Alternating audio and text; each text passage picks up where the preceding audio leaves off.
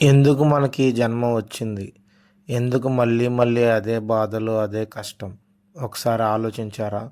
మనకనిపిస్తుంది దేవుడు ఈ జన్మను ఇవ్వకపోతే సుఖదుఖాలు ఉండేవి కావు అని. కానీ నిజం ఏమిటంటే జన్మని దేవుడు ఇస్తాడు కాబట్టి కాదు, మన ఆసక్తులు ఇస్తాయి. మన అటాచ్‌మెంట్స్ మనని ఈ లోకానికి తిరిగి లాగేస్తాయి. భగవద్గీతలో శ్రీకృష్ణుడు చెప్పింది ఇదే. ఎవరు రాగద్వేషాలను దాటి త్రిగుణాల పైనకి ఎదుగుతారో వారికి మళ్ళీ జన్మ అవసరం లేదు.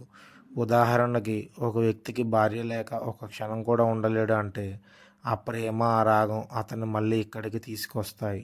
మరో వ్యక్తికి డబ్బు అంటే పిచ్చి. ఎంత డబ్బు వచ్చినా సరిపోదు. అయితే ధనం అనేది అతని అటాచ్‌మెంట్. అదే అతన్ని మళ్ళీ మళ్ళీ పుట్టిస్తుంది.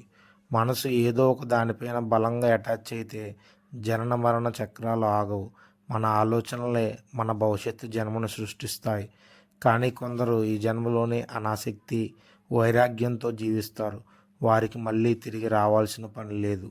ఇది మీ మనసులో ఎప్పుడైనా వచ్చిన ప్రశ్న అయితే మీరు ఈ సందేశం గనక నచ్చితే హరే కృష్ణ అని కామెంట్ చేయండి.